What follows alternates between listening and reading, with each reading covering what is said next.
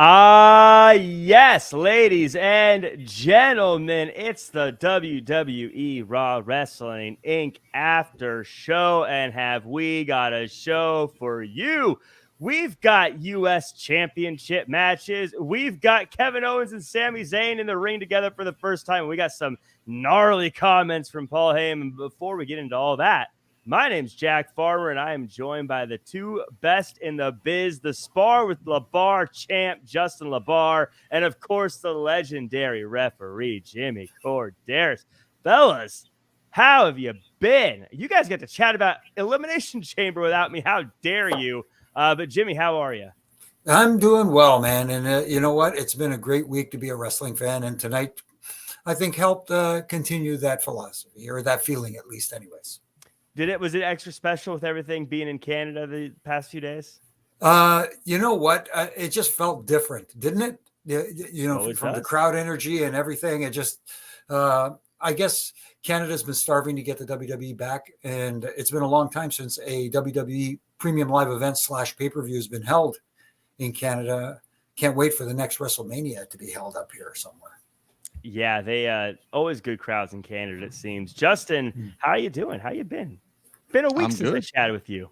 It's been a week since I chatted with you. I've chatted with Jimmy on Wednesday. I chatted with Jimmy on Saturday. So certainly glad to have you in your perfectly manscaped hair back here in the middle of Hollywood Squares with us, talking Raw, as we are 40 days away from WrestleMania. So yes, Jack, we are on the road to Mania now. You can say it. I'm pointing to the sign. I've got a giant WrestleMania sign on the other side of the camera. Same size as what you see in the arena. It's right, I'm pointing at it. It's set on fire as I point at it. That's how realistic it is. But we're on the road. There's no more off ramps. Like, there's no more stops. I mean, there's Raws and SmackDowns, but no more big stops. We're in it. This is it, and I'm excited to get into it. But before we do, there's been some drama on Twitter lately, and I know you guys chatted a little bit about it. Not on Twitter. Did you know sometimes people get into little fights on Twitter every now and again?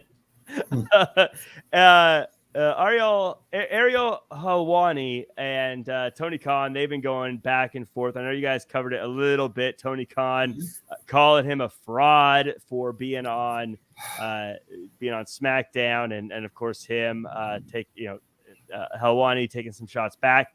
But we got more information on the story on the MMA Hour. Helwani said that Michael Cole talked to him before he went on, and he had heard about this all going on backstage or whatever. And he said, Michael Cole, freaking legend that he is, sees me before the show and goes, just wait till you see how I introduce you.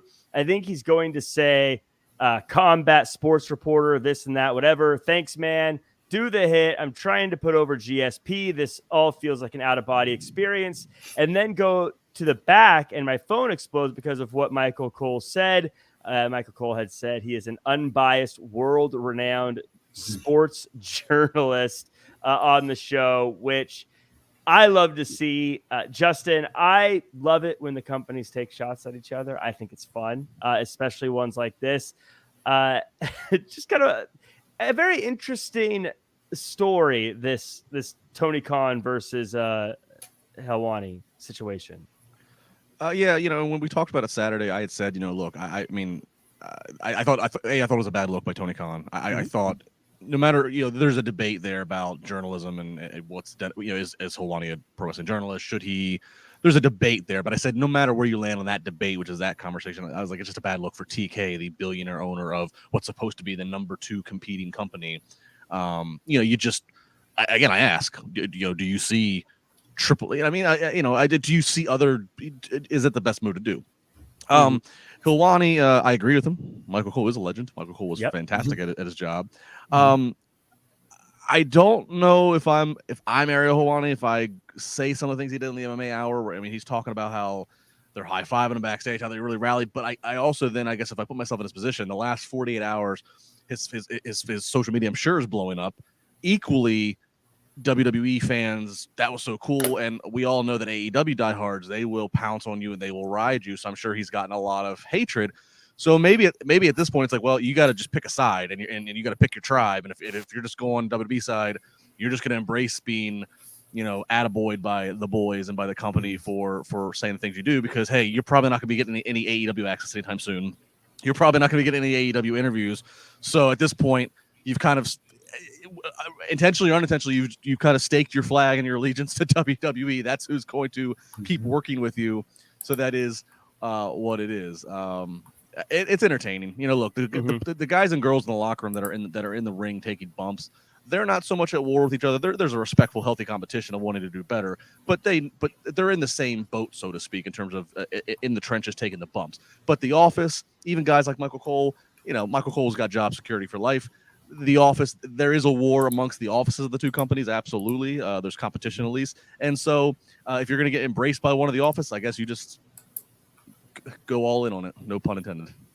Yeah, I think that if you're Helwani, when you're a journalist, a pundit, an analyst, whatever you want to call someone in this world, you go where you're booked, just like I guess as a pro wrestler. Yeah. And so if they hired him to go there, it's not being a fraud or anything. That's just where he was paid to go. I'm sure I don't know what his deal is with BT Sports and what he's allowed to do, but if he could go anywhere, I'm sure if Impact paid him, he would do it. I'm sure if whatever, it's not I don't even think it's a choosing thing. It's just like, oh, you hired me to do this. This is literally my job. I'm going to go do it. I don't think it started as anything personal. Right. I know there was some history with the interview he did with TK in the past, but I don't know if it was ever personal for him. That said, Jimmy, I always say I love it when there's the back and forth. I think I like trash talk and stuff like that, but there's an old rule, and that is you never punch down. And I think it's one of those things where if you're a billionaire taking shots at billionaires, that's cool. If you're a company taking shots at companies, that's cool.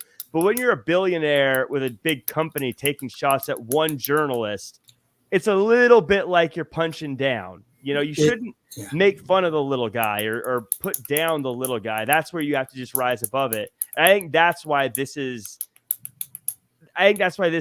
feels a little cringy to me.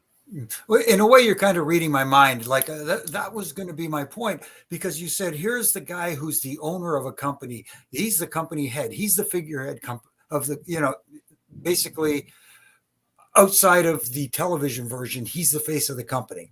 And it doesn't look good for the head of the company. It's different if you're taking shots at let's say, a Vince McMahon or something like that. You know what I mean? Then it's like two owners doing battle back and forth. But when you're taking shots, like you said, at someone who's basically doing their job, it's just, and here's the guy who takes credit for giving people opportunities in his company as well, that might not get opportunities otherwise elsewhere. So maybe did he reach out to Ariel and Ariel didn't do it or something? Who knows what the back history is? I know you talked about the interview being an issue, and that seems to be an issue. And there is one thing that I'm noticing about Tony Khan is he doesn't take criticism very well.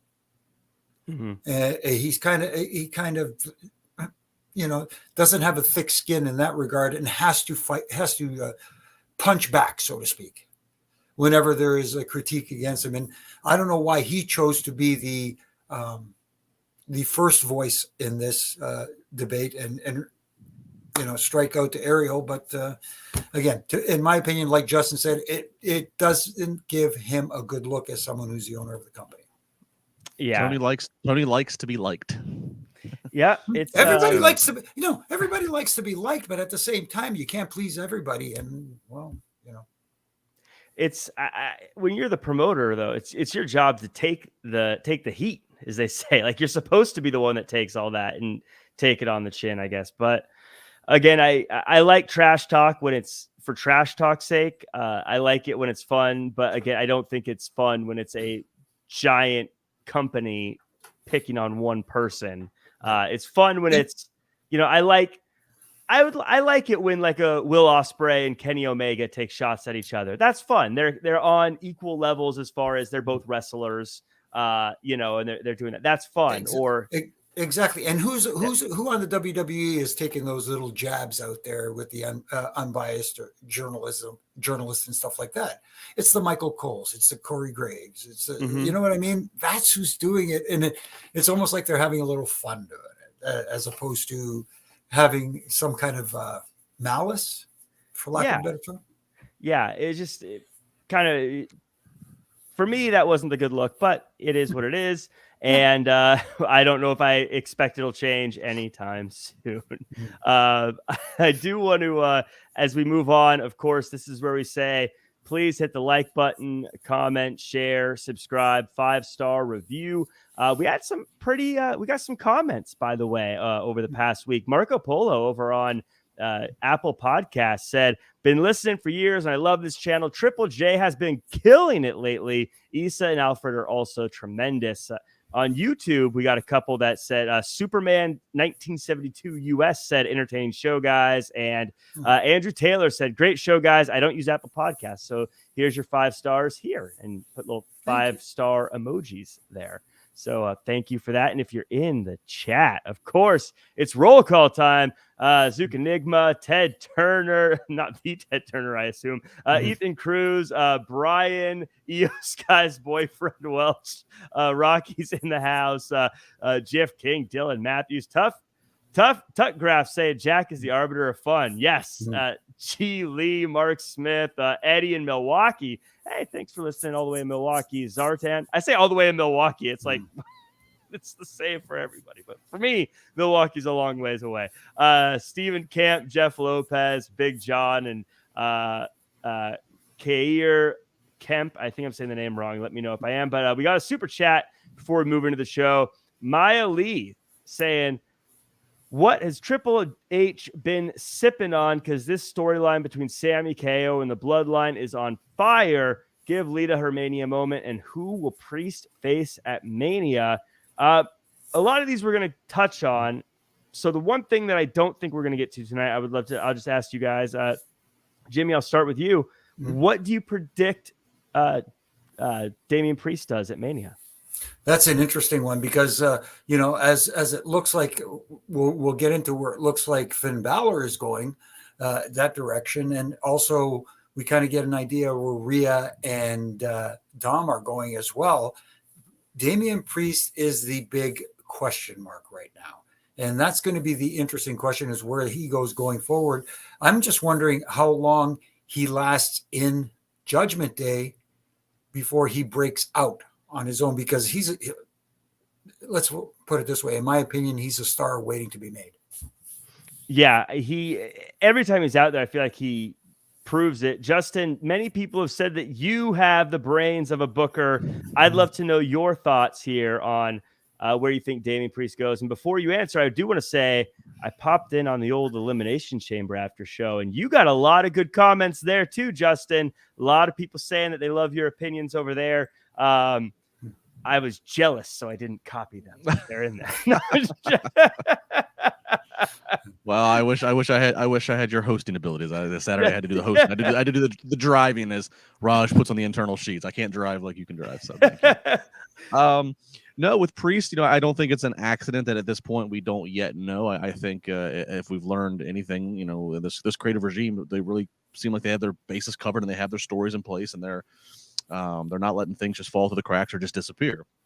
I think I'm going to go one of two things with Priest. I'm going to say one is he once again might be part of a mainstream crossover match. Look, Bad Bunny was a big hit with them.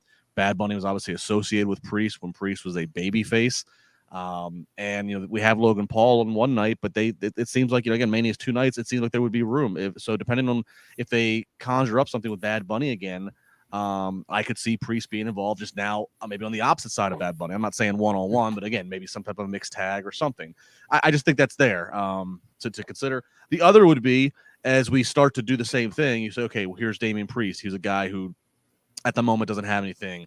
Maybe you look at like a Bronson Reed. You start to look at guys and you go, all right, there's a handful of guys who are all thriving and being pushed, but what could they do at Mania? I don't know if we're going to still keep around the Andre Battle of the Royal. I don't know if that's going to be part of the Triple H creative plan. I don't think they're going to put Money in the Bank back on Mania, because Money in the Bank has become such a prominent premium live event, and they're going over to the UK, I think, a few months later for that. But maybe they find something to kind of throw a catch-all of guys in again. I don't know if it'd be Battle Royal style, but I have a hard time seeing Priest just flat out not having a match. I don't see him just being in the corner of Finn or being in the corner of Rhea or being in the corner of Dom. I think he has to get featured. So I'm going to assume that they have a plan and that it just hasn't been rolled out yet because we still have 6 more weeks. Bad Bunny, he won the tag match he was in, and then he was in a Rumble or something that he obviously didn't win, right? He was in something else. The Rumble, he wasn't in it, but the Rumble was where he performed, and that was where he got disrespected or whatever, and that then segued into the mixed tag of he and Priest at Mania against oh god, I'm blanking on their opponents, but that's what it was. It was Miz and Morrison, right? Right. Was it Morrison? Yeah. Well, I think you're right. It was Miz, but nonetheless, but yeah, he's had one Mania match. So if they want to get him back involved again, in LA, again, right. It's Hollywood, fitting to bring entertainment stars in. So, if Damian Priest beat Bad Bunny at WrestleMania, that could be a huge moment for him, because I think people would not be happy to see Bad Bunny come back and get wiped out by Damian Priest, but we'll have to see how that goes. Let's get into the show. And by the way, again, if you haven't yet, like, comment, share, subscribe. As we get into the show, we start with Sami Zayn, and he says he feels like he let people down for not getting the job done, but he says the story is never over and he needs to talk to Kevin Owens. Sami apologizes and wants to team up with KO, and Owens says, hey, if you need help, go ask Jey Uso. Justin, I think one of the things that has made the Bloodline storyline so great, and when I say the Bloodline, not just Roman Reigns and the Usos, but of course Kevin Owens, Sami Zayn, and sort of everyone around it, is that it actually plays like a story. It's not like they have these matches and then when it's over, they go, okay, I'm going to something else. One thing is just leading into the other, and I think to me that is what has made this so great, and this did that. Like, this felt like a natural progression. What were your thoughts on this opening promo here? I thought it delivered. I thought it hit the mark, and I thought it was well done. Just because, and they explained it.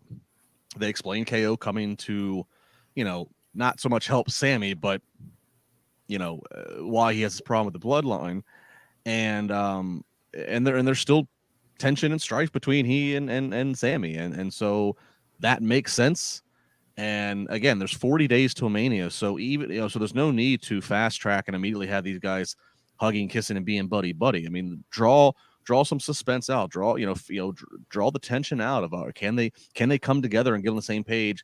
As Sami said, they both have failed individually to take down the Bloodline, but can they come together and be the ultimate force to do it at Mania? I thought it hit the notes. Obviously, them being in Canada helps. That setting, and so I don't really have anything I can critique on this. I thought this was a well done piece of business, and smart to have Sami first on out there. And I know we'll get to what it transitions into, but again, you're still in Canada for the remainder of this loop here. It's the last night of the loop, so Sami's. They showed the graphic later that night. The fun fact: he and the viral videos of he and Roman Reigns from Elimination Chambers amounted to over 20 million views. So again, I stand by them not having Sami as their world champion right now. I've gone through all that, but he is still hot and viral right now. So absolutely, your up front segment in the first hour on Raw is usually one of your biggest. Get him out there.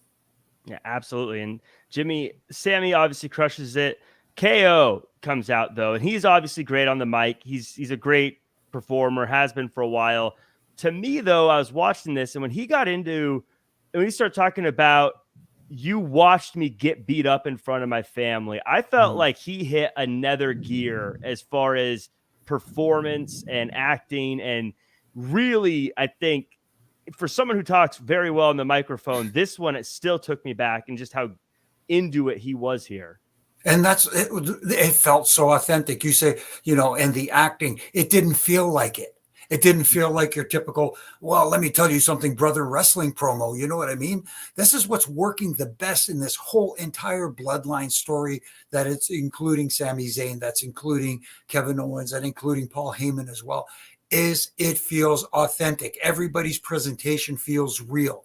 And that is what's drawing the audience in. That's what's drawing me in, at least anyways, and getting me to anticipate what's going to happen next. And the other thing I liked about this segment, and I agree with Justin, I thought they nailed this segment completely, is they threw that little curveball, because being in Canada, you would automatically think that, okay, here come the two Canadian kids. They're going to come together. They're really almost pretty much from the same hometown even, and grew up, buddies or whatever the case may be, and you thought that this is the bonding moment. Here it comes. It's going to happen right here in Ottawa, Ontario, Canada. And then Kevin drops that bomb. Why don't you go ask Jay? It's just a, you know what? When we talk about can they coexist and how tired we are of having that can they coexist thing going on, this is a real can they coexist moment where I want to see can they. Yeah, this just really, really good stuff. And again, just shows how well put together this whole storyline is. Fun little coincidence. I actually got to chat with the Mountie, Jacques Rougeau, and I just put up an interview, and he just today, and he talked about training Kevin Owens back when he was 14. So little sneaky plug. I'm just slipping in there right now. I'm the Mountie, and I always get, man, I love the Mountie. He was a delight. He was really great. I was talking about he was only the Mountie for like a year and a half or 2 years or something, but he's like a mainstay of 90s wrestling. Like one of the first I think of when I think of 90s wrestling. He's the Mountie. He's handsome. He's brave. He's strong. He's a great guy to chat with too. So obviously, as you alluded to earlier, Justin, Baron Corbin comes out, attacks Sami, and we get into a match between the two of them. And of course, Sami picks up the win, making everyone happy in Canada, even though, I mean, it felt like obvious, but there was a very good near fall in there where Sami looked like he was about to get beat for a second. Very good stuff. But Jimmy, I want to ask you here, or I guess have you comment here. Corbin, to me, watching this, just the perfect guy for this spot, because he's someone who he doesn't win often, but he still feels like a threat for some reason. He also is the bigger, stronger guy, so they can kind of relive a little bit of that vibe that Roman had, but let Sami get the win in front of his hometown crowd. No, he's perfect because he gets the heat too. He's a guy who gets booed, and you want Sami to be that. He's going to be the baby face regardless of who he was facing tonight. But at the same time, it was almost like an extra shot of heel adrenaline having Corbin come out and attack him and jump him like that. I don't know if it was just here in Canada, but it went to an abrupt commercial break. It was. Yeah, that's the only thing. It went to an abrupt commercial break when he jumped him, and then when they came back from break, he was already in the ring like mid promo. I wish they would have give both segments some time to breathe. Let them, let him do the beatdown, have people come out and kind of separate them, and then come back from break and start the promo there. But so Jimmy, Jimmy, here in the States, he attacks from behind, and then within 5 seconds they're in break. But they did picture in picture here for us, so I got to watch the entire. Oh, we didn't get that. Okay, yeah, they went to picture in picture. Yes, on USA Network they went to picture in picture, so you saw him continue to beat Sami down. Refs came out, separation happened. I watched the whole. It was a picture that kept me engaged, and you watched the whole thing. But if you didn't get that up there at what TSN, then that would have been Sportsnet. Sportsnet. Yes, yeah. So that was the only thing missing. If it was picture in picture, I think it would have been just fine. Yeah, I saw the picture too. This was the picture in picture I probably watched the most of all the picture in pictures too. Because I was like, wait, what's happening? Because of the way it cut off. But Justin, a lot of people, I'm going to throw something your way, and this is one of those times where you're either going to be like, cool, or you're going to say, Jack, this is one of your crazy comments again. But a lot of people are comparing Sami Zayn to Daniel Bryan throughout this whole thing, and I get that, but I don't know. I feel like I'm seeing a lot of Mick Foley with him, and the fact that he's kind of funny, but now turning it up and being serious where necessary by balancing the likability with the seriousness and being able to fight tough when he needs to. Obviously, he's not the barbed wire getting thrown off the cell kind of guy, but I feel like that kind of character. He feels like he's kind of a Mick Foley here. Am I off my rocker? No, I saw somebody tonight on social media was going around. They were basically like, they said like it was one of those tweets meant to get response and engagement. It was like rank these three underdogs, and it was Mick Foley, Daniel Bryan and Sami Zayn. And I think there's elements to both that Sami Zayn's pulling from. I think the Daniel Bryan, there's certainly that that he's right there in the storyline. Some fans want to see a change in storyline, so there's the behind the curtain inside baseball kind of aspect to it. But then to the and he has this natural underground movement, but let's call it what it is. It's just really good storytelling that's been told with him and Bloodline. And then you have the Mick Foley. This is all Mick Foley ever wanted to do was be a pro wrestler. He wanted to be a world champion. He wanted to be top, and it's all Sami Zayn's ever wanted to be. But maybe you don't have the conventional poster boy looks that the company's going to tout as their champion, or your style is unconventional, or you're misunderstood. I mean, to me, Foley, out of the three of them, Foley's the greatest of them all, because Mick Foley managed to have a backstory that developed three characters that all intersected and progressed at the same freaking time, which is insane, which is wild when you think about it. But no, I don't think it's a crazy comment by you at all. I think Sami Zayn there's elements that are being pulled from both of those other underdogs' paths. Right. So perfect. Well, I feel good knowing you didn't make fun of me. We're off to a good start. There we go. We got a couple of super chats here. Talks. I see your chat. I'm going to get to that when we talk about Seth Rollins, since that's what the question is about. If that's okay.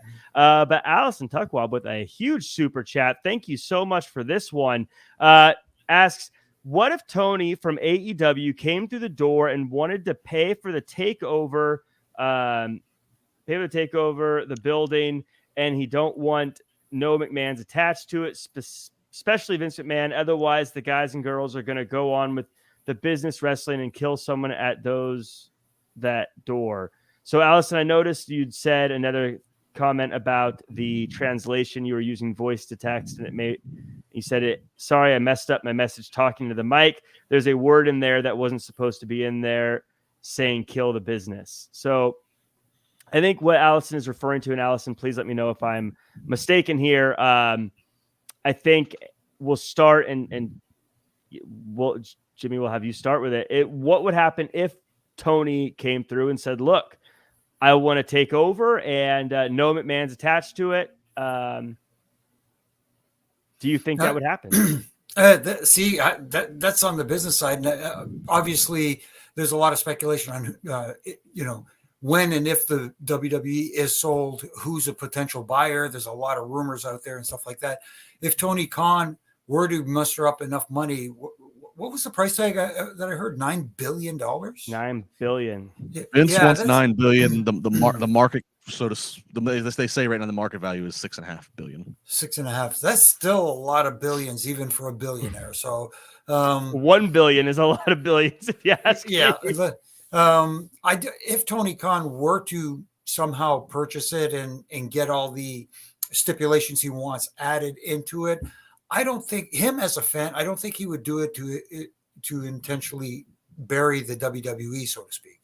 If you're going to invest that much money into acquiring a company, you're going to want to build it up as much as you can. So I know he would probably do what he thinks would be best for it. It's just that you need the right people in place to help you as well. You can't do it all yourself. You're not going to be able to run that company, AEW, ROH. We already see the issues going on there now with the talent pool that they have. Now you're trying to run basically three companies by yourself under one umbrella. Tough call. Let's also keep in mind here. I mean, obviously, I'm not Tony Khan's accountant. His father is higher up on the Forbes billionaire list than Vince is. His father does have more money than Vince. But it's his father who has more money than Vince. I don't know what Tony got as an allowance. I don't know what Tony has gone out and earned from his Jacksonville Jaguars. I'm sure Tony can buy a Happy Meal. I don't think he's hurting. But let's keep in mind, I'm pretty sure this would, and I'm sure that somebody can verify. I'm sure he's clarified this on the early days of AEW's launch, that his father on the paperwork is a principal owner or investor or whatever the terminology is. So I don't know. I don't know. Is Tony Khan really going to go to his dad and say, "Hey, Pops, I started this one company, and then I acquired the other one, and that probably wasn't a whole lot of money. It was probably whatever Ring of Honor is. But now I need $9 billion more. If you could Venmo me that, please, so I can buy the global leader, and I'll take care of it all. I got it. All right. I mean, I'm not. And AEW is not failed by any means. AEW's had a lot of things they can hang their hat on early on for the business wise, but by no means has what he's done in AEW suggests that he's ready to take on the machine that is WWE and purchase it for $9 billion and is going to get the return on that investment. I just all these people just keep suggesting Tony Khan buying WWE, and I don't know what they're thinking about here. Yeah, $9 billion is a lot for even the richest of people. Like that's not an amount that anyone is going to frivolously throw at something for the sake of throwing it out there. And Jeff Bezos has enough billions. Jeff Bezos could do it, but he's busy. He's getting ready to buy my Washington football team. He's getting ready to buy the Commanders. Right. So, okay. You want Bezos to forget everything else and focus on the football team. Right. I need to get the piece of crap owner we have in there out. Bezos has to focus on Washington football right now. Right. Everything else. Forget everything else, Bezos. Right. This is what you need. But Amazon Prime deliveries can wait. He needs to get on it and get the damn team bought before the new before the new football year starts. No more deliveries, no more Prime. Shut it all down until the football team is set and good. I want the Washington Commanders with a new owner and Jeff Bezos. I want Dan Snyder out of there and on his yacht sailing off. I want my Prime membership to get me the free ticket every Sunday to see to watch my games, and I want a brand new dome stadium. I want the Amazon Prime greatest dome ever built and erected on the old RFK Stadium property. That's what I need to have happen in my life. I think it's the least Bezos could do. It's the least he could do. So, Allison, I hope that answers your question. Again, Talks Kazim, I see your chat there. We'll definitely get to it once we start chatting about Seth Rollins here. But for now, Byron Saxton, who had a very busy day, was interviewing Rhea Ripley and Dominic Mysterio.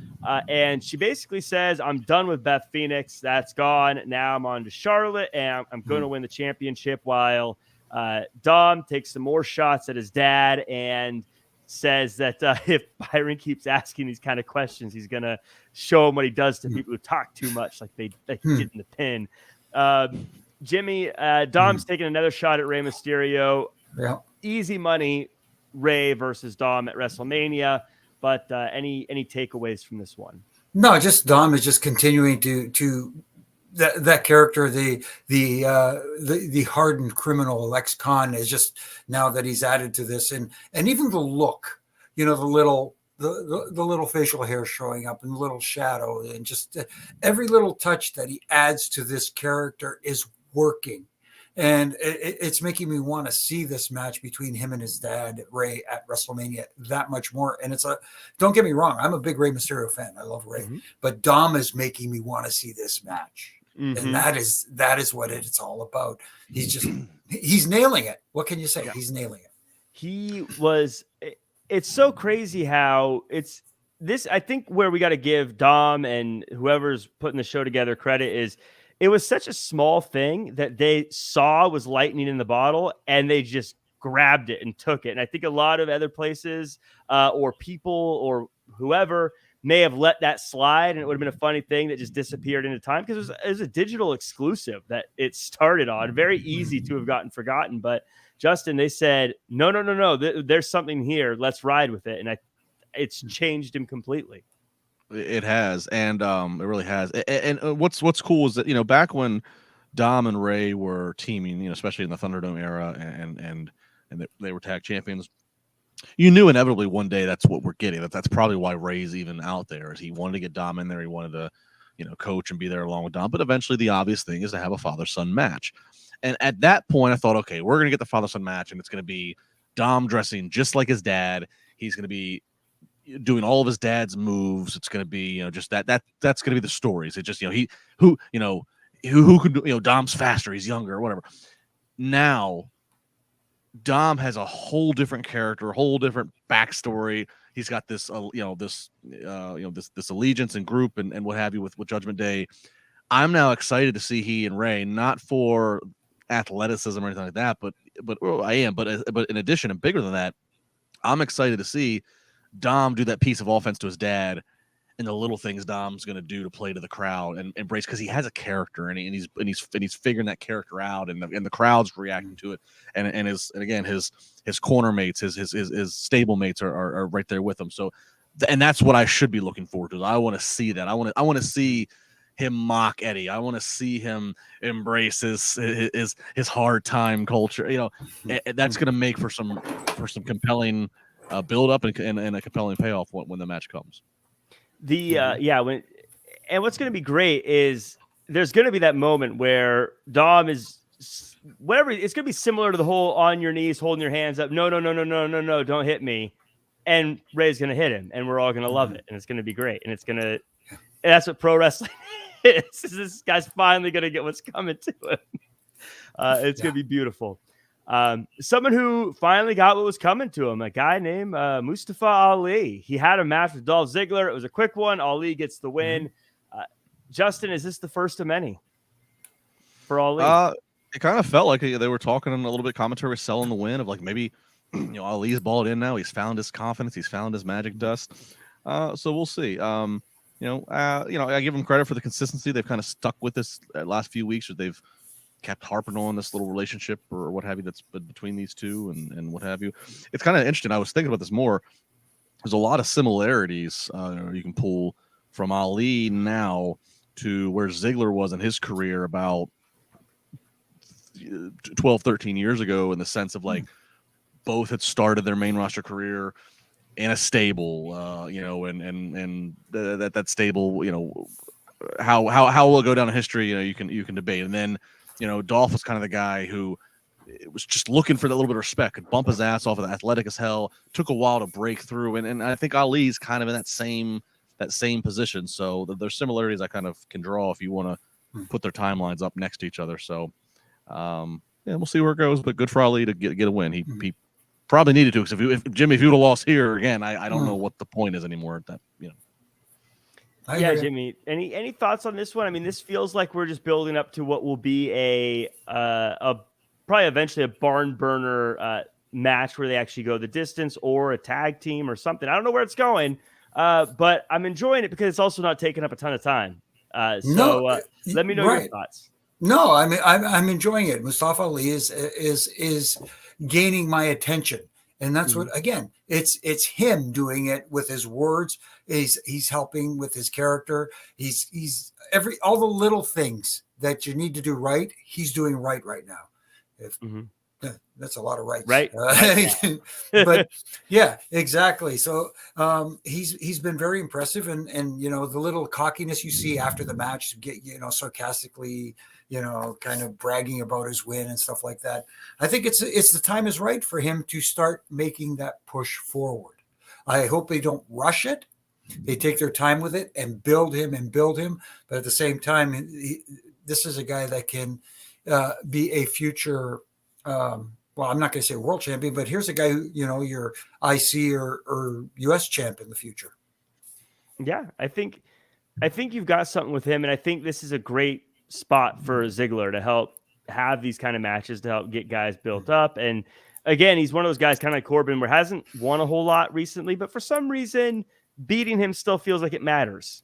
It feels like it's, as opposed to beating, Akira Tozawa is always my go-to for people who, probably aren't going to win much, but like you said, the win tonight did wonders for him. Really, elevated his stature. Let's put it that way. Jimmy's got the pen. He's booking tonight. Look at that. He's got the pen. Yes. Oh, and he's serious. And he's serious about it. He's got the pen, not a pencil. He's not erasing anything. It's going in. Wait, I have a pencil too. Oh, okay. So we move on and we get the Cody Rhodes segment. And before he can say anything, a neck-braced Paul Heyman asks, what if? He talks about how if he does win and completes the story, he'll have no life. He'll be on the road. He'll be promoting matches in matches, and he'll never have time to be home with his family. And when he does, he won't really be there. Comments on things that like Dustin Rhodes said about being his dad was always on the road, and when he was home, he was still kind of on the road. And then he always gets me with some crafty line at the end, and he did it again with Roman has is happily married, but I'm not. I loved it. Justin, one, I will always pop for a heel in a neck brace. And two, Paul Heyman just knows how to twist the knife, doesn't he? He does. He doesn't ever have a bad segment. This having the two of these in a promo segment again after the one we saw, what was it, last week? That's a high bar to clear again. I understand mixing it up and giving it a change in visuals, so not having them in the ring, having it be Paul backstage, Cody in the ring. I understand because Paul's selling his injuries from Saturday, again, not wanting to get too close to Cody. I don't know if it was a separate. I don't know if it was because of that format. I don't know if it's because for Paul to get out his point, which was him doing math, which was here's 50 days here, here's 200 days. I don't know if it just made it longer than what it appeared on paper. I thought the message was really good of what Paul was trying to say, of like, you so badly want this, Cody, but are you really prepared for the sacrifice and what it's probably going to do to your life, your personal life? I thought the message was a great message as we were on the road to Cody trying to fulfill this family legacy and career fulfillment. The execution just came off a little. It got a little lost because I just think it got long, and I don't know if it would have been faster if Paul was in the ring right there with Cody. I don't know. This is where we get to armchair book. So that is my little critique, is it wasn't as crisp as I thought it could be, but I appreciated what they were trying to do, on paper. I get what you're saying, and I think for me too. And look, this is totally a splitting hairs thing because whenever I see Cody Rhodes and Paul Heyman in a segment, my expectations go through the roof. So this is going to be a bit of a critique, but it's like when you're critiquing LeBron James's games. You're like, okay, what are we really critiquing here? But I think there was something missed, and Jimmy, this will be for you, by not having Heyman in person. I think when you do the video back and forth, it doesn't quite hit the same either. But I did like how Cody referenced once him and Reigns are face to face, it'll be a big deal because now my head's already spinning, Right. No, you know what? I normally I would agree with that, having them face to face in the ring, him and Heyman. But and I get Justin's point where it did feel maybe a tad longer, but at the same time, it also shows what kind of a chicken, chicken crap Paul Heyman is, that he doesn't want to take a chance being in the neck brace and the whole thing and going out there and being face to face with Cody, even though Cody probably wouldn't attack. He's not like Kevin Owens would stun him or something like that. But at the same time, I agree with the whole thing, the message that Heyman was trying to portray, trying to discourage him from wanting the championship. But I did like the ending where Cody finally did say he has to finish his story. And he has to go on. And at WrestleMania, he will beat Roman Reigns. That is the first time he's actually come, if I'm not mistaken, said it in that specific, definitive way. And two things real quick. Maybe Jimmy, let's meet in the middle. Maybe have Heyman in a wheelchair at the top of the ramp, at the top of the stage, so he's far enough away, but he's still out there. I don't know. A pop for the wheelchair too. No, the wheelchair. Okay, let's split hairs. It has the walker. Has the walker, right? But I think that's a great point you made. I think that was the first time Cody said those words. And look, kind of wrestling babyface 101. Most of the time when you're leading up to a big event like this, if the babyface comes out and makes the proclamation, they got to follow up on it. That's usually how this works. If the babyface is saying, I am going to beat said champion, said bad guy, right? Not many babyfaces can get away with going in there and not fulfilling such. So that was a huge declaration that he said it. So, look, the guy's had the title for over 900 days. There's reason to debate and speculate that he's not going to lose at Mania. So I think let's not. It's not a foregone conclusion that Cody beats him. We got to see it happen. But I think Cody coming out there and actually explicitly saying that's a huge beep, beep, beep red light going off. Yeah, that's a good point, though, Justin. We all assume Cody Rhodes is winning, but there's been people we assumed were going to beat Roman, too. A lot of people thought Drew McIntyre was beating him at Clash at the Castle. A lot of people thought Sami Zayn was about to beat him this weekend. but kind of like a Tom Brady, now he's retired, but for like 10 years, right? Well, this has got to be the last year, right? This is where he falls off. And then he just never did. I don't know.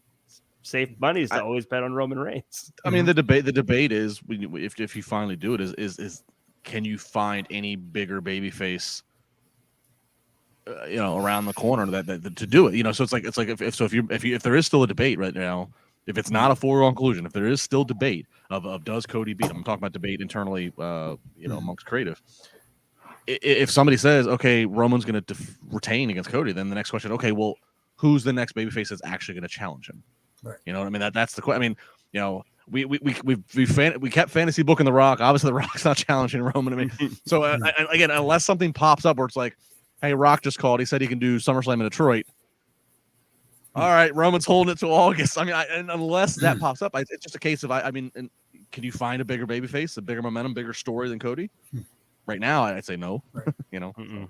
Now, speaking of that, though, and just to piggyback on that, a lot of people were worried about Sami Chance hijacking this whole story, but I noticed Cody still got a very good reaction tonight, and that was in Canada. The first show after Sami lost. I think all those fears that people had can be put to bed. Yeah, and it's a handful of things. It's the Sami Cody promo a few weeks, or I guess that was last week. Cody basically endorsing Sami, so that kind of like helped eliminate any like, oh, this is not a struggle. This is Cody endorsing the guy, and I'll happily face you. That comes into play. The fact that Cody has his own following as well. The fact that they did the Sami KO story out of the gate tonight. It's the first thing of like, Sami needs KO's help, but then KO's throwing it back at him. Oh, I think your loyalty's with Jay now. So there's enough going on that it's like, I don't think people feel threatened by Cody, and that's why we're not. That's why we're not getting the hostage situation with the crowd. Mm-hmm. So as we move on, we get Asuka, who's also going to WrestleMania, but she's in a match with Nikki Cross.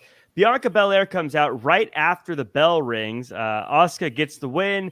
We get a few pointing to WrestleMania signs, and Asuka spits up some blue gunk, which, by the way, is supposed to put people to sleep. If you Google what mist means, what different mist stuff is. Blue means go to sleep, apparently. That's what I learned by Google today. Jimmy, sorry, I'm trying to find my words here. This is me nitpicking, but I feel like this is something that, right up your alley. If a match starts, the bell rings, why would production play someone's music right after to have them come down? Yeah, it's the little things that matter. This is a situation where just before the bell rings, why not have Bianca come out and, kind of just flash the belt and say, hey, I'm sitting right here. I'm watching you, kind of giving the idea that she's scouting her opponent at WrestleMania, that sort of thing. And if she's coming out, why not put her on commentary since she's sitting right there? Yeah. I didn't get. I mean, again, it's to some people it might be a little. It sound like a little thing, but it is a thing. It was a glaring misstep. Let's put it that way, in my opinion. Yeah, I was wondering if maybe there was a production miscue, like maybe they weren't ready for her, and then that's why they maybe didn't have an extra headset or something. I don't know, but that's also they were ready for her because I tipped my hat because you could see they had the chair already set out next to Corey Graves out there for. They were clearly ready. They were waiting for it to be the bell rings and she disrupts. But to the point, that is kind of like a, is that believable or is that, whatever. Yeah. So Nikki or Asuka gets the win, obviously. But then backstage later, Candice LeRae is getting interviewed and she sees Nikki Cross and she wants to talk to Nikki Cross. And Nikki Cross whispers, all her friends are gone and she's alone. Justin, I was not ready to have my heartstrings pulled that hard by Nikki Cross tonight. Mine weren't pulled that hard. I'll say you're heartless. I'm heartless. You bastard. I'm not going to poo-poo because I want everybody to have some story. I want everything to have something to sink their teeth in. So I'm all and Candace needs a story and Nikki needs a story, so I'll see it. But I don't know, like, who's Nikki's friends that she's talking about? Who was it? Who was she last seen with? Who does she not have right now? Like, I don't know. We'll see. I'll let see. And Asuka, I said this on Saturday. Asuka versus Bianca. Asuka's a babyface of the crowd. Bianca's obviously a babyface. Face versus face. You don't often get it. That can be tricky in terms of how do you keep up the contention and what have you. So I liked a little bit of mind games, as commentary said, with Asuka doing the kabuki. I'm okay with that. Jimmy, we also had a quick backstage segment where Carmella said that she doesn't like Asuka and she's going to do something about it. It tells me that Asuka might have her hands full. So I'd like to get your thought on that, as well as potentially could we see the women's tag team division get bolstered a little bit by a LeRae Nikki Cross tag team? You never know. Anything is possible if done correctly and believable, where people say, yes, I could see that happening. If it's too far-fetched and the Carmella thing, like you touched on it too, because you got Bianca, who's a babyface. Asuka's well liked by the audience as well. You don't want to turn one of them heel. At least I don't see that happening right now. Maybe making it a 3-way at WrestleMania, where Carmella challenges Asuka in a match somewhere before WrestleMania to either get into the match or challenge her for her spot in the match. And then you have it a heel Carmella versus a Bianca. Mind you, people also want to see Asuka get her WrestleMania moment as well. So, it's an interesting dilemma to be in. It all depends on how they present it going forward. Yeah, we'll have to see how that plays out. We got a quick segment. I'm going to get rapid fire results or commentary from both of you. MVP calls Brock Lesnar a coward for taking the DQ instead of taking the hurt lock. So Omas is going to challenge Brock Lesnar, and we're going to get an answer next week. Justin, rapid reaction thoughts, Omas versus Brock Lesnar, WrestleMania. If that's actually going to happen, that is going to be a true test for old Omas. He's big. We put him in there with Braun Strowman. We've done all the big guy fee fi fo fum test of strength, easy shenanigans. Brock is a different animal. So I'm okay. I'm okay with it because, quite frankly, again, this creative regime, let's put Brock in a fresh WrestleMania match. I said this Saturday at some point. So many of Brock's opponents in the last few years have just been. It's been a repetitive. We've seen it before. Put Brock in there with a guy who was legit 7'3". Okay, still green, but but put him in there. But that will be a true test of like, okay, if Omas is going to be a guy that's going to stick around for any bit of time, if he's going to even flirt with being anything close to this generation's Big Show, and I say that meaning. A lot of times when a promotion, when a territory has a tall 7 foot plus SOB, they're around for a short stint. Giant Gonzalez around for a short stint, right? And there's a lot of other tall guys that short stint. Very few are Andre the Giants that can make money long term. Paul White, Big Show was the next Andre the Giant. If they think at all that Omos could even be a chance, he has to pass the test of working with Brock Lesnar. That doesn't mean he has to beat Brock Lesnar. But Brock has to go back through there and Brock say, yeah, kid's got something. Triple H's got to watch it and say, yeah, he handled this moment and all the measurements that they're going to be looking for. So I'm intrigued because it's a fresh matchup and it's a big deal for a new talent. Yeah, Jimmy, I feel like this is one of those, it's kind of a double-edged sword because I feel like whoever loses is going to not look good, but whoever wins will come out looking great in the sense that I think if Omos can beat Brock, then Omos is going to be our giant for some time, to Justin's point. I think if Brock beats Omos kind of looks like he gets punked out, but at the same time, Brock puts away this massive monster and is right back in the talk of being an indestructible force again. That's the only intriguing thing about it that I can find is who do you, if this match does happen, who do you have come out on top without hurting the other person, which is very hard to do, especially in this situation. I think it's hard not to do damage to the loser in this potential matchup. The other thing too is, like you guys have been talking about, Omas is very green. So this is a true test for Brock, if this happens, to see if he can carry him to a believable, decent match where you don't go, oh my goodness. You know what I mean?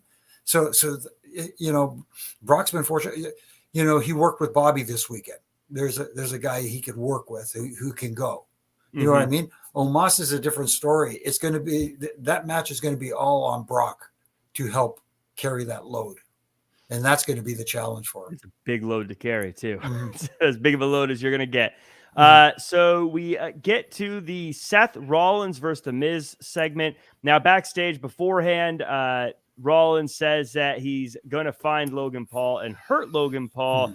Also, Kathy Kelly, because Byron and Kathy were very busy today, talks about his half-court shot at the Celebrity All-Star game, and he's going to reveal what's in an envelope next week.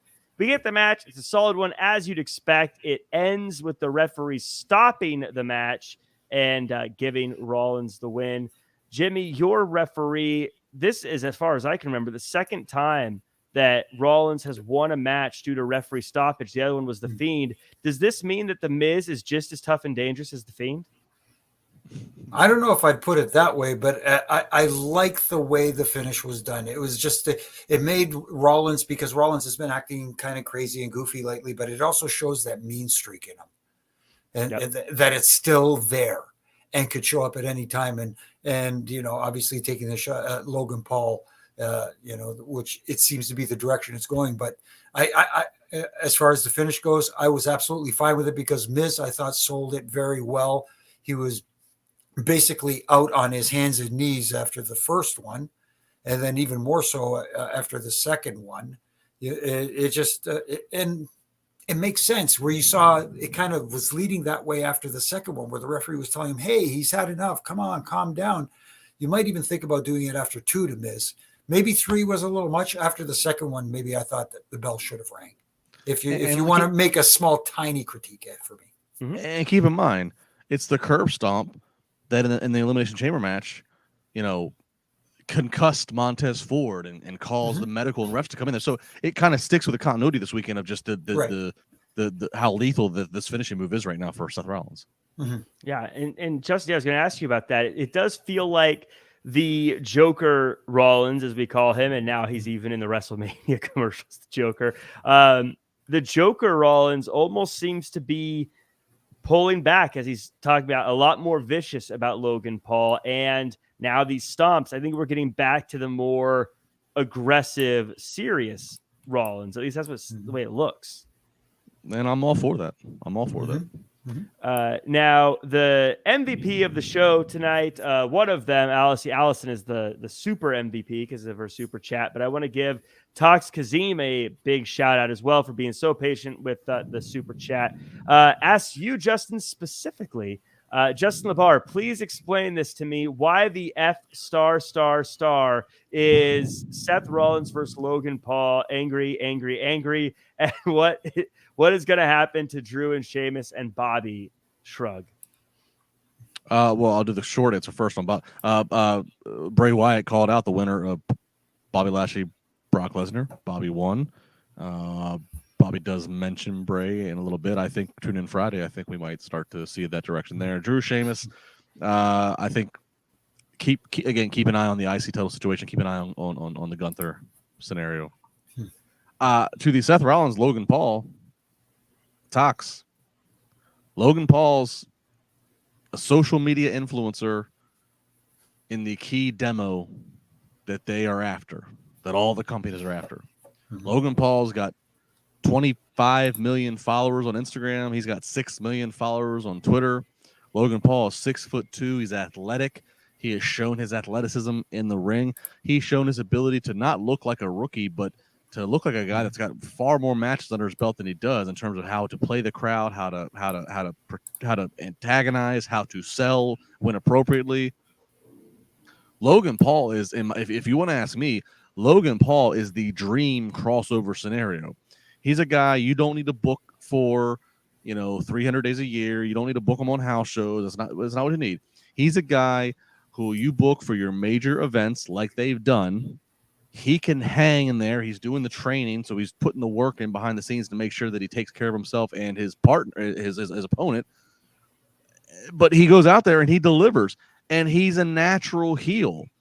His in-ring work would lead himself to be a face because he works such a style that usually gets the 5-star reviews. But they have continued to butt against that because he's such a natural, charismatic heel, very easy to dislike. And again, I go back to the start of it. He is a social influencer in the key demo. His stuff goes viral. So put him up against a Seth Rollins, who is organically turned from heel to face in the last few months with the WWE audience. The song is over. Rollins being crazy, whatever is over. Rollins is crazy athletic himself. These two guys are going to come up with a spot that's going to steal their portion of the show. Mm-hmm. I mean, it's not hard to understand. I know there's going to be some old-fashioned trained pro wrestlers that worked the indies, that pay their dues in that traditional sense, who are either going to be left off this show or are going to have a much more minimal role, and that can aggravate some fans. But you got to look at it from the big picture, and Logan Paul delivers in that big picture. So, 100%. I absolutely agree with you. I think that I don't think there's anyone who's going to be able to steal the show from Cody and Roman. That's just, I think, baked in there. But I think that this one is going to, I think that'll blow a lot of people away. Logan Paul versus Rollins. Yes, it's going to surprise some people, but a lot of people is going to blow away. And you talk about WrestleMania moments.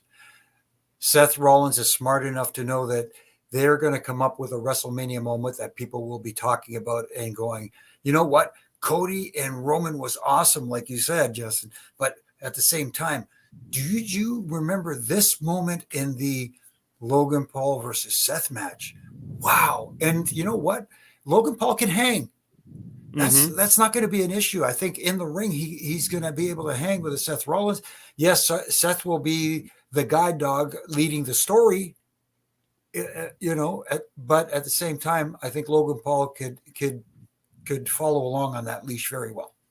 Logan Paul selfied himself, videoed himself off the top rope corner, I think on a Roman Reigns at their big match. I think it was in Saudi, right? And that I mean, like, him and Seth are going to come up with something that is going to, as Jimmy said, be their Mania moment. That it might not be the most important thing that happens at Mania, but it's going to just carve out its piece of ownership. And I'm sorry, no disrespect to Mustafa Ali or Elias or Bronson Reed or Damian Priest or whoever else.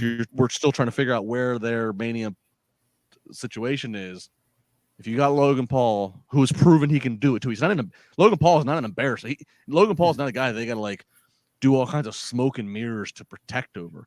Quite frankly, there's going to be more smoke and mirrors in protecting Omas than there will be Logan Paul. I was going to say there's going to be more smoke and mirrors with Bray Wyatt, but that's intentional. That's a different kind of smoke and mirrors. Those are legit, like actual smoke and mirrors. Yes. And by the way, I'd actually, and I don't rule this out, I'd be interested to see a Logan Paul versus Brock Lesnar match, because Logan Paul and his brother have done the trash talk of Floyd Mayweather, and they've gotten the ring there, and they've been in that world. And again, they're such antagonists, and but they're influencers, and Brock is just such a badass. I would not be opposed, whether it's a Money in the Bank one-on-one match, or it's a SummerSlam match, or it's one of the Saudi shows, putting Logan Paul and Brock together, because I think that there would be some potential, just a one-off. You're not going to get more, but there'd be a one-off of okay, boy, you want to be in this business? Put your phone down. Come at me. I agree. I think Logan. I would have guessed Logan Paul would be as good as he is, but I put it this way: I have a feeling that Cody and Reigns going to be the Hogan Andre, but I think Logan Paul and Seth Rollins is going to be the Ricky Steamboat Randy Savage. I think it's going to be the one that a lot of people go, yeah, that was the big match, but this match was really good earlier in the show.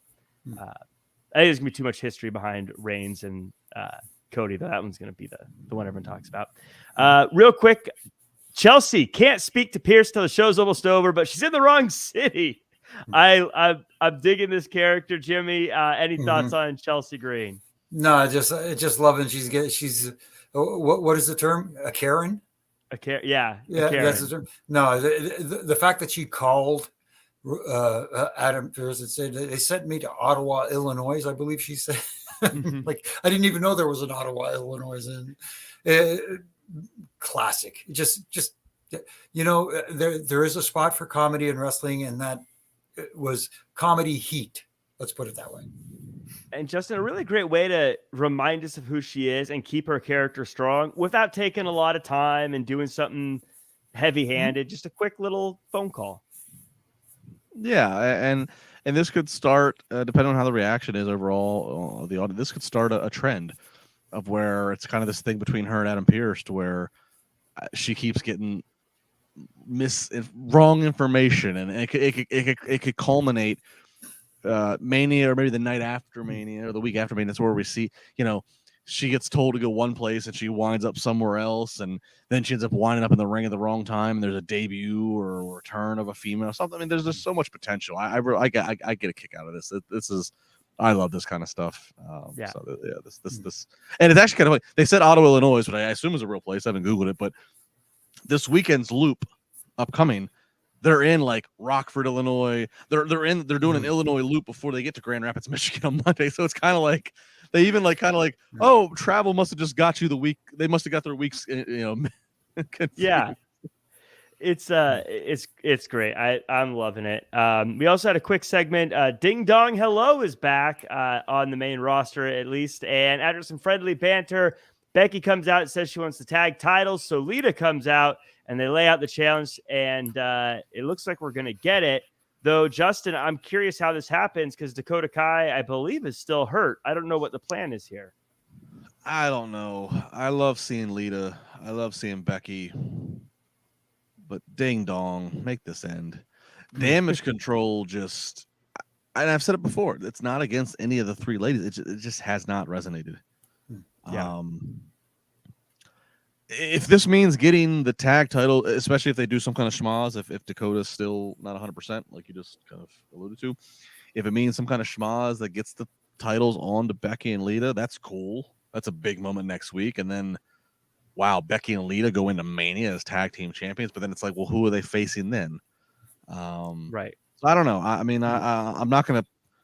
not gonna sour on a situation where I get to see Lita and Becky Lynch out there, because that's huge. But to the Damage Control thing, I can't. I'm just not. I want to, but I can't. I've tried to fake it. I can't fake it to make it. Yeah, I kind of agree. And Jimmy, I think, again, one of the classic things, I love the pieces. I don't know if I love the combination of them. Somehow Bayley as well. I feel like she's getting into this territory of, yes, I know she acts like a bad guy, but I like her doing it almost in a, I don't mean to compare her, but like almost in an Eddie Guerrero type way, where it's like, oh, I lied, cheat, and steal. Isn't it great? And like, it's kind of like, I'm an annoying person. Isn't it great? Yeah. I thought you were going to go with Kurt Angle.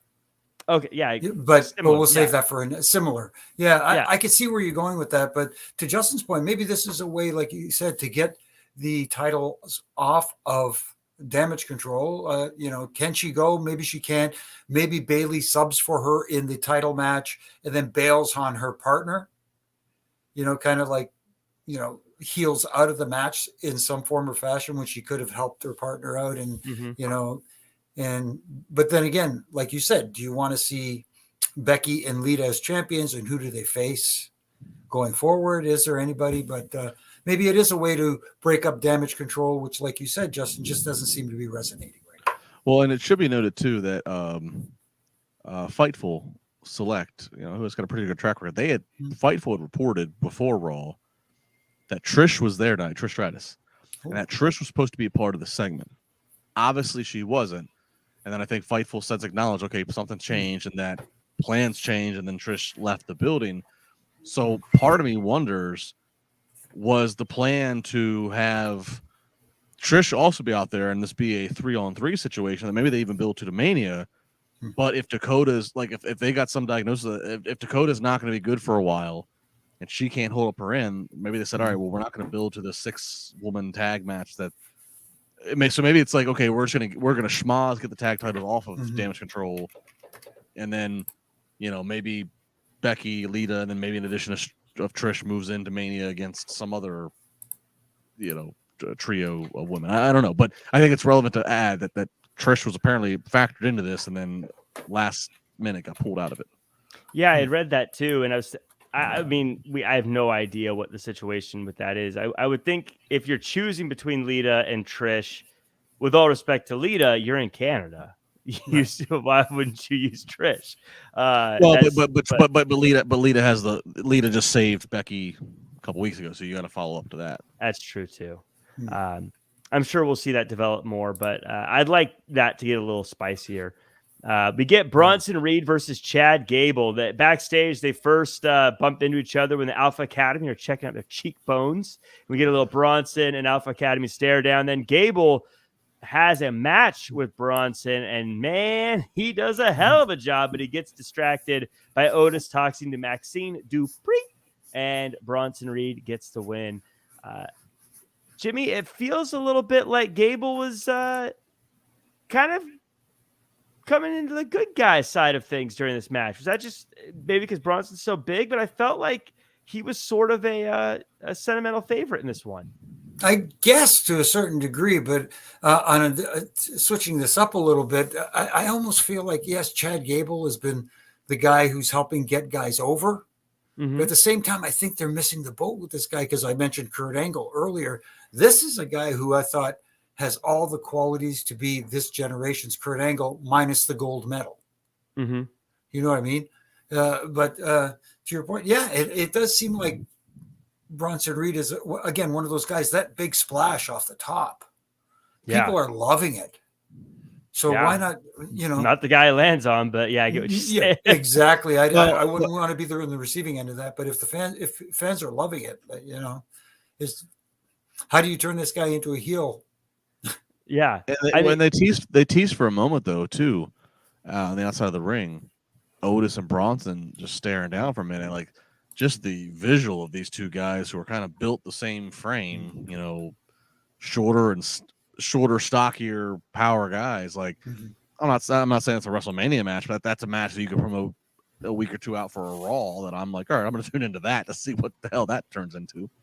Yeah, absolutely. When they had the stare down, it felt like this is big. If it was any other show than Mania coming up, I'd say it's premium live event worth. But Mania that's a whole different beast. So I don't know how you'd go about that. But hey, Otis might be Otis very soon. I can't wait because it's gonna happen. There is some comedy there of Chad Gable, who is fit like no other, is a good looking dude. There's comedy that he gets completely discarded by the male modeling agency, and the Chris Farley dopey Otis gets all the love.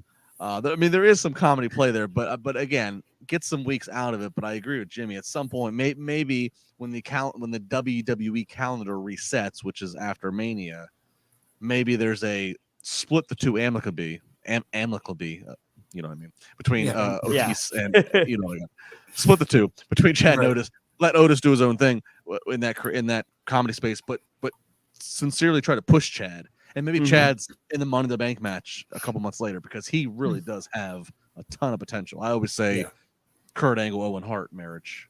When I was watching him, I think the moments I felt like I could see him making the change is when he was trying to do that German suplex and he just couldn't get him up. And it was like, you could tell the crowd wanted to see it happen. And then when he did get it, the crowd popped big time. And then the diving headbutt, I think the crowd was actually getting behind him quite a bit here.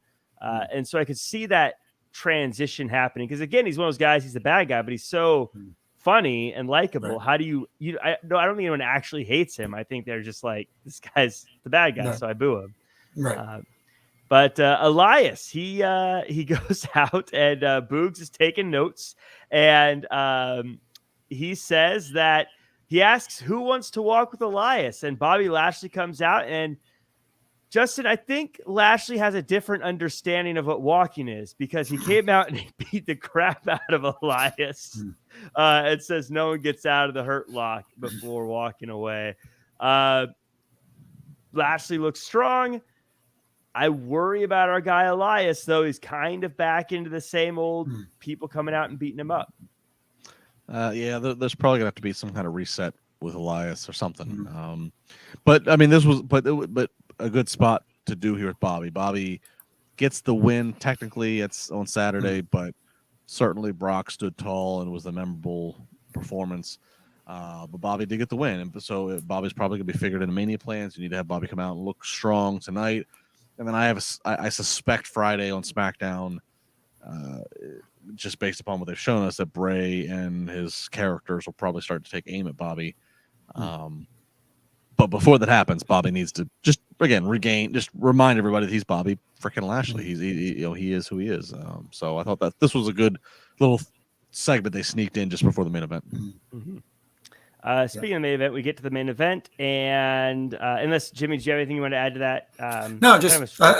No, it was short, it was sweet, and Bobby mentioning the fact that nobody could break the hurt lock was, nice little touch. Yeah. Nobody in that locker room can. Now, whether that sets up him and Bray Wyatt somewhere down the road. He is a vampire, so I'm sure he's got a superhuman strength beyond all the muscles. Cue the return of Chris Masters, the Master Lock. Lash is a big boy. I feel like he's, of course, Chris Masters is a big boy too. I don't know. But they both probably got pretty mean Master Lock, hurt locks, whatever. We get to the main event. Before the main event, I should say, Kathy Kelly interviews Austin Theory, who says he's the champ, and he just drops in. In 2 weeks, John Cena's going to be here. Probably one of the most low-key John Cena's coming back announcements they've ever done. And then, of course, we have the match for the title. Oh, yeah, by the way, Edge also has a promo saying he wants to win the title, and he's moving on from Judgment Day. Match happens. It's a good one. And it ends with Finn costing Edge the match and Theory retaining. Justin, I want to go to you. It feels like, we might as well put it in pen now. John Cena versus Austin Theory, U.S. title.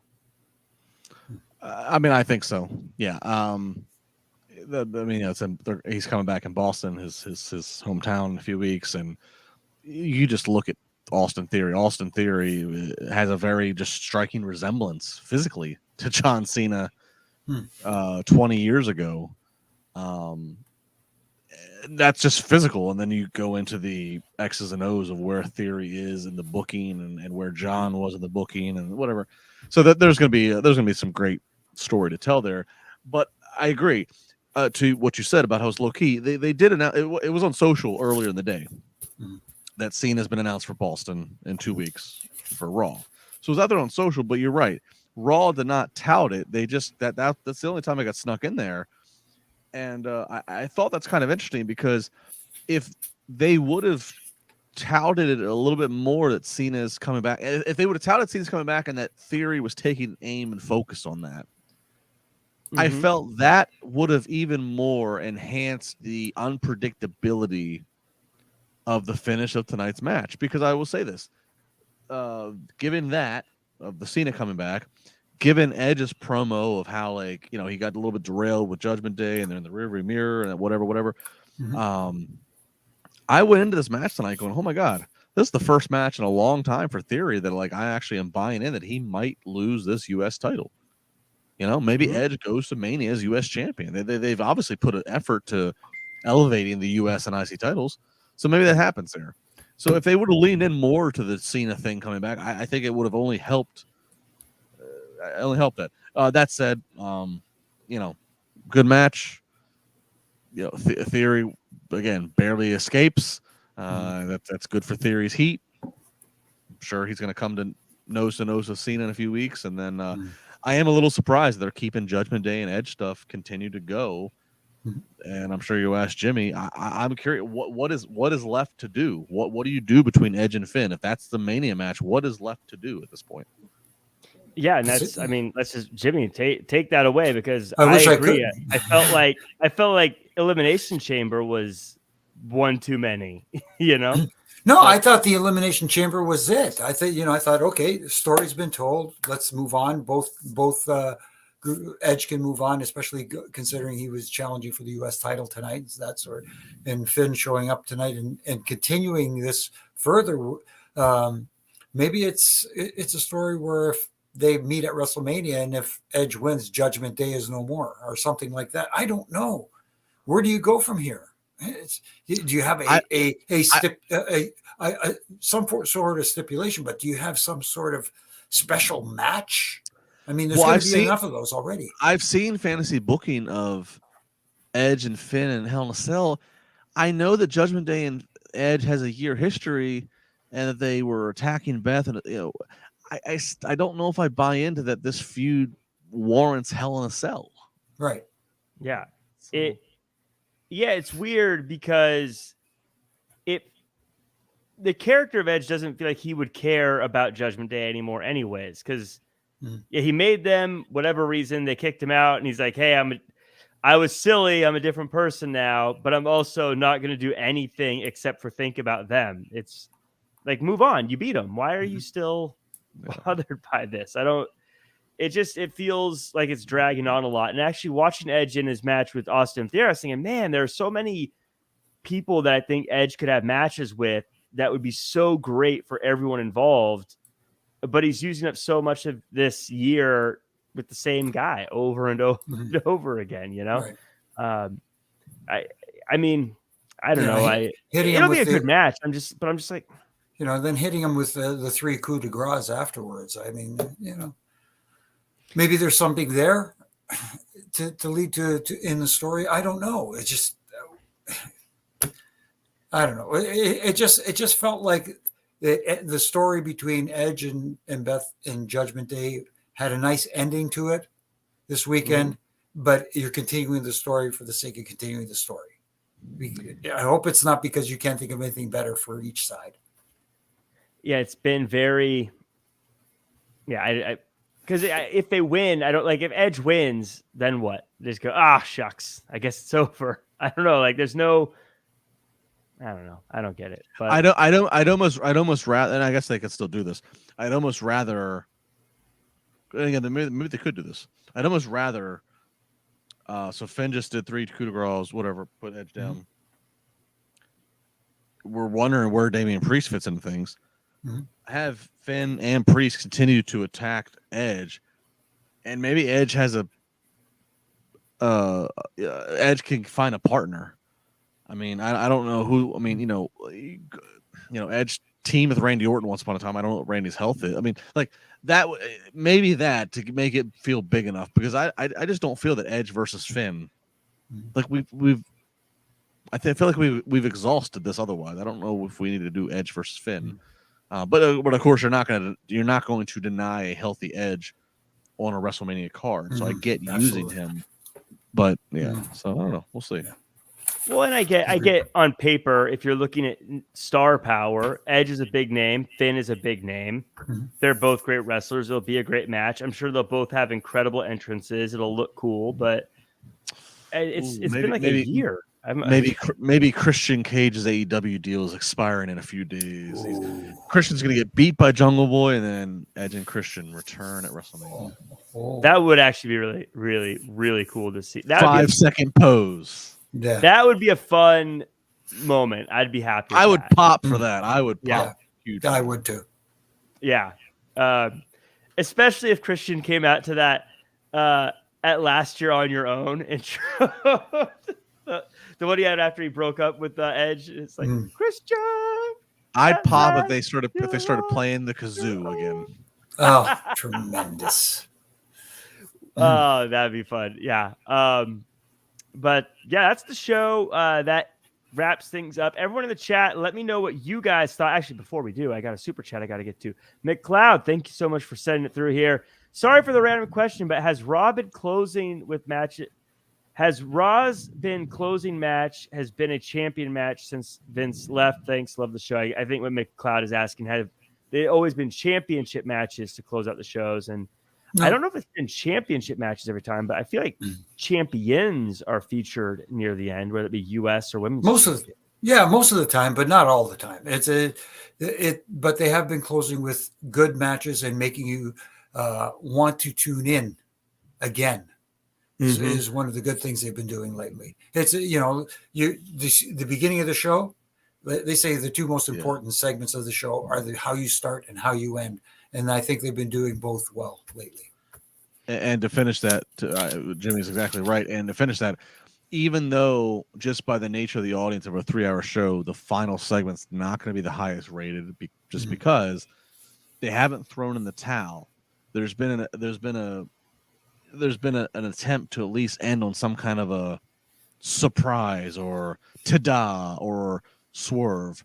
Whether that's Lita coming to help Becky a couple weeks ago, whether that's Finn doing the surprise attack tonight, and I'm sure I'm missing others. I don't have all my previous weeks, but every week they try to give you something so it doesn't, So while the match finish might be obvious or whatever, they've at least tried to give you something that has made you okay. I held on to see this little swerve or little appearance or whatever, which I think is that's what you want to do. That's what you need to do. Otherwise, that's when you will see numbers that we saw in previous years, where the third hour and final segment just dies a slow, painful death because there's no point. Yeah, there was right up until Triple H took over, it felt like they literally just did not care about the last hour. There was some stuff that was pretty egregious. But Bernie DC with also, if Christian's not available, great idea. Possibly Edge and Gangrel versus Priest and Balor. Could be another fun throwback since that was one of the best entrances ever was the Brood entrance. Oh my God. The visual, the special effects and the music. That was one of the best ever. So such a cool entrance. The music, it was just perfect. They nailed that. Let's create a fire pit where these guys rise up through it in front of the live crowd. Yeah, so cool. So very good stuff. So that does it for us in the chat. Let me know what your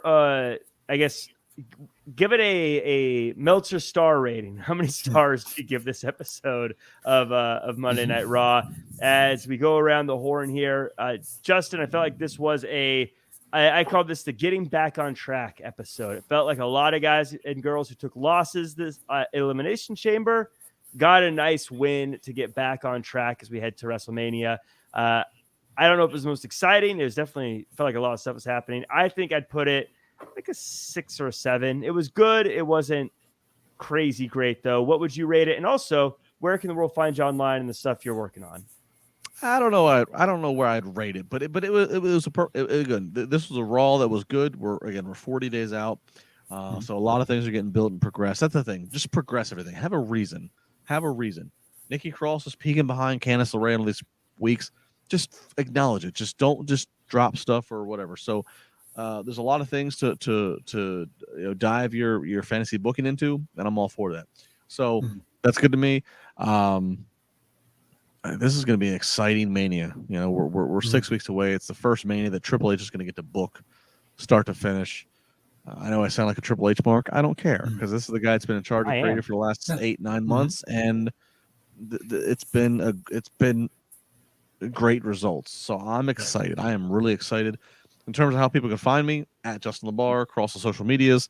I'm here on Mondays, I'm here on Wednesdays, busted open on Fridays. Follow my social, especially my Twitter, at Justin LaBar, and and on Instagram at Justin LaBar. Later this week, I'm recording an interview with one of the WWE superstars in the women's division, with one Liv Morgan. Her and I are going to have a conversation that we're going to have later this week, and I'm looking forward to it. Liv, like me, she's been a fan since she was a kid. So her and I we're looking forward to getting to hit the record button and chat on the road to Mania, but also talk from like wrestling fandom standpoint. So we're gonna have some fun about that. We're doing that in conjunction with WWE SmackDown coming back to Pittsburgh here in a couple weeks in March. So make sure you check that out. I'll have all kinds of fun stuff with her and I. I'll have ticket discount codes, everything for you. So again, follow my social media for all the good stuff between myself and Liv, and if you're looking for tickets. Justin's saying when he interviews Liv, watch me. That's what she says. That's the play on words there. By the way, I realized I said Meltzer stars, and then I gave it out of 10. But I don't think that's how Meltzer works. I think it's out of. I think it's supposed to be out of 5, though. I feel like I see 7s and 6s all the time these days. But Jimmy, 7 stars in the Tokyo Dome. Yes, yeah. Look, I laugh. It's his ranking. He could be whatever it wants it to be. I don't get crabby about it. But Jimmy, where can the world find you, and what did you think of the show overall? Overall, I thought it was a fair show. It was, getting on the road to WrestleMania. You can't you can't enter the highway at, maximum speed. You have to get on the on-ramp and then accelerate towards, the speed limit. And I thought it was a nice little start. You said 6 or 7. I'd give it probably closer to 7 because it was a nice little start after a really, good outing this weekend. That's for sure. As far as my social media, you can find me here on the Wrestling Inc. stuff, doing the Monday nights and the Wednesday nights, Triple J on Monday and JIJ, I guess, on Wednesdays. So you can catch me on all my social media platforms, doing my Ref and Rants daily from Monday to Friday, having a little fun with those, with my tiny little critiques, so to speak. And, if you want a t-shirt, a Ref and Rant t-shirt, you can go to ProWrestlingTees.com and find one there and get a t-shirt from the Canadian Heat Magnet. Good stuff. Got to check that out. And everyone, by the way, in the chat, again, thanks for joining us. There's a lot of you that were in here that I missed earlier on, like Dream Realm and Bernie DC, Con Cortez, Adam Staples, Baby Ice, Tut Graff, Dylan Matthews, Mick Cloud. We also have Brian and Antoine Phillips. I feel like I haven't seen you in the chat for a while, Antoine. Good to see you. Kyung Yu, and everyone else. Thank you guys so much for joining us. You can make sure to follow at Wrestling Inc. and make sure to check out the After NXT show, After Dynamite show, After SmackDown and Rampage show. You can follow me at Real Jack Farmer across all social media. I did ring announcing and commentary for the Influencer Fight League this Saturday, and it was a crazy show. You can actually order it still. It's still playing on BXNGTV.com. It's like boxing without the vowels, like BXNGTV.com. And it was a crazy time. It was fun, madness, and check it out if you don't mind. That does it for us. And we will stalking you. You were there. That's another one I wanted to mention. By the way, so thank you for being here, and we will see you all at the NXT after show